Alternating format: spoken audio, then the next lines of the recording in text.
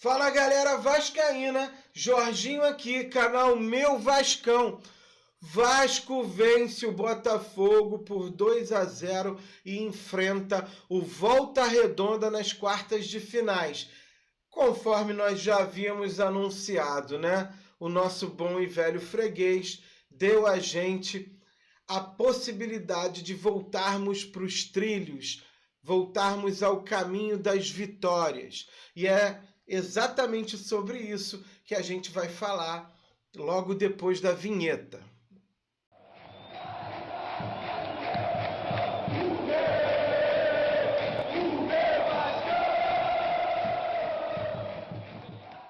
Tamo de volta, galera! Esse é o nosso programa diário, edição da noite. Vamos atualizar vocês aí das coisas que estão rolando nos bastidores, as principais informações do nosso Machão da Gama. Já estão definidos os confrontos para as quartas de final, né? O Fluminense vai pegar o Bangu, Vasco pega o Volta Redonda, o Botafogo pega a Mulambada.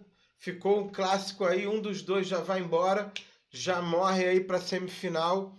E o Madureira pega o Boa Vista. Então a gente, além de ter um a menos aí dos quatro grandes, a gente ainda vai ter um pequeno aí que a gente sabe que vai atravessar, que é o Madureira com Boa Vista. Então, promete, cara. Se o Botafogo passa pela Mulambada, a nossa chance cresce em 60%. Entendeu? O Diniz declarou que o planejamento dele foi para um jogo importante e que ele colocou o time mais forte possível para vencer o jogo. A minha dúvida é se ele não estava fazendo isso antes também nos outros jogos, né? Isso a gente vai saber depois no próximo vídeo, que a gente vai fazer a cobertura da entrevista coletiva dele, porque eu fiquei meio sem entender aqui, né? Por terem a melhor campanha, Vasco, Botafogo, Fluminense e o Madureira são os mandantes nas quartas de final do Carioca.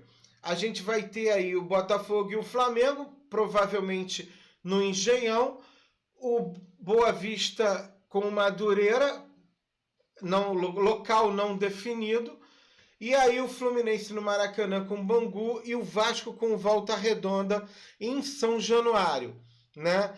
A Ferge confirmou Vasco e Volta Redonda para sábado de carnaval em São Januário, né? A gente tem uma matéria aqui que a gente colheu do Vasco.net, né? Vou dar uma lida aqui para vocês. Em jogo sob muita chuva e campo encharcado, começou o jogo com 30 minutos de atraso devido ao forte temporal antes da partida. O Vasco da Gama venceu o último clássico da Taça Guanabara ao derrotar o Botafogo por 2-0 na noite deste domingo em São Januário. Brenner marcou seu primeiro gol com a camisa vascaína e Coutinho de pênalti. Eles marcaram os gols dos Cruz Maltinos, que fecharam a Taça Guanabara na vice-liderança do grupo com 11 pontos. Por sua vez, o Alvinegro, que já tinha garantido a liderança no grupo B, se manteve com 9 pontos. Nas quartas de final, teremos jogo único. O Gigante da Colina encara o Volta Redonda, terceiro colocado do Grupo A. Novamente em São Januário, no sábado, dia 14. Em horário ainda a ser confirmado pela Federação de Futebol do Estado do Rio de Janeiro. Já o Botafogo enfrenta o time dos caras lá no domingo, dia 15, no Newton Santos, em horário também a confirmar. Antes disso, os times vão atuar pelo Brasileirão. O Vasco recebe o Bahia novamente na Colina Histórica, na quarta-feira, dia 11, às 21h30. As outras informações são sobre o time deles, não interessa pra gente. A fonte é da Ferge. E isso é meio que um resumo, né, do que aconteceu e do que a gente tem aí mais pra frente. Cara, eu vou falar dos números aqui do Felipe Coutinho no jogo. É maluco quem ainda acha que o Felipe Coutinho não é protagonista do Vasco, cara. É porque o Felipe Coutinho não mete 10 gols por jogo?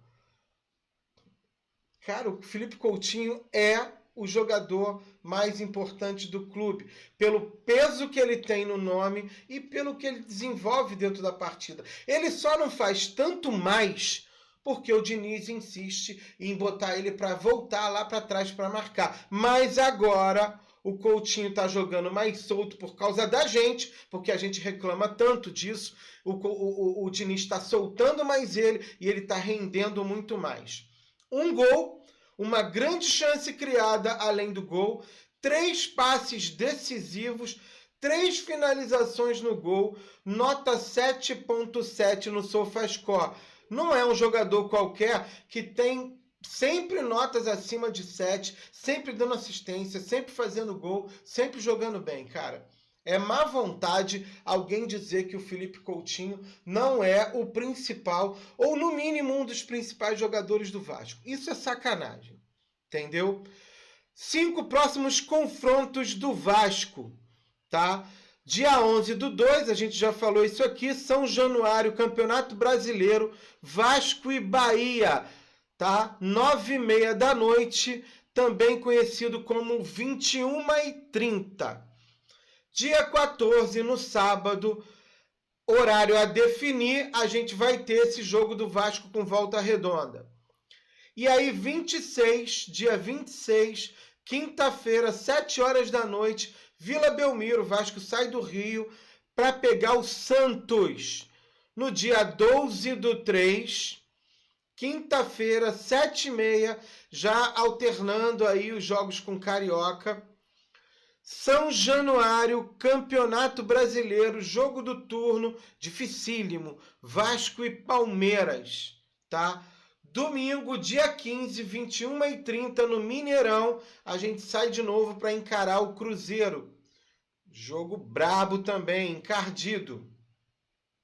O Spinelli já fez os exames médicos, foi aprovado, tá tudo ok, assina o contrato com o Vasco. Isso é uma informação do Atenção Vascaínos. A gente não deixa de informar aqui de quem a gente colheu a fonte. Isso é muito importante, tá?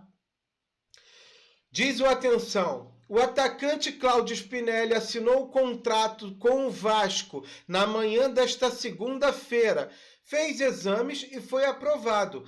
Já treina com o grupo no CT Moacir Barbosa. A expectativa é que ele seja anunciado nas redes sociais do Vasco ainda hoje e ser apresentado em coletiva na terça-feira, junto com o lateral cuiabano. Eu tô doido para ver a estreia do cuiabano, gente. A diretoria corre para incluir no bid, ótima informação, o mais rápido possível, para ele ficar à disposição do técnico para quarta-feira, para o jogo contra o Bahia. Cara, isso é muito legal. A gente reforçando cada vez mais o elenco e se desfazendo aí de quem o Fernando Diniz não pretende contar e nem a gente. Como, por exemplo, o que eu vou falar agora, o lateral Vitor Luiz, perto de trocar o Vasco pelo Mirassol. A gente já sabe que o Vasco está tentando de todas as formas passar para frente o Vitor Luiz, porque o contrato dele vai vencer e a gente vai acabar não levando nada. Então, é muito provável que o